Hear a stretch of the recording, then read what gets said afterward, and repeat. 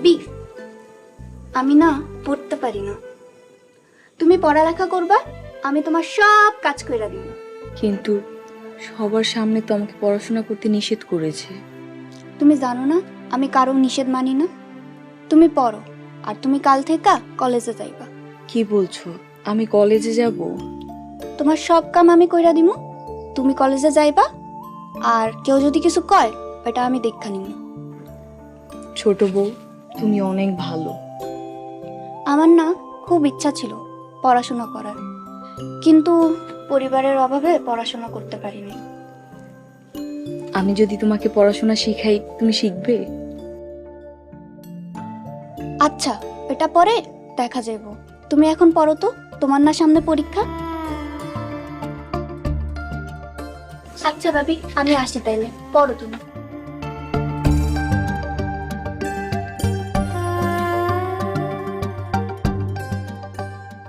তুমি এমনি সবার সামনে পড়তেছো কেন?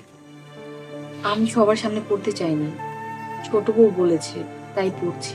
তুমি জানো না তোমার আশেপাশে কত শত্রু? ছোট বউ বলেছে কেউ কিছু বলে ও দেখবে। ও, ছোট বউ যখন কইছে তাহলে পড়ো। আরো কি বলেছে জানো? বলেছে কালকে থেকে কলেজে যেতে, আমার সব কাজ নাকি ও করে দিবে। আচ্ছা ঠিক আছে, তাহলে কালকের থেকে তুমি কলেজেও যাইও। তাহলে এখন ঘরে আহো, আমি যাই, তুমি বই খাতা গুছায় আছো। আচ্ছা।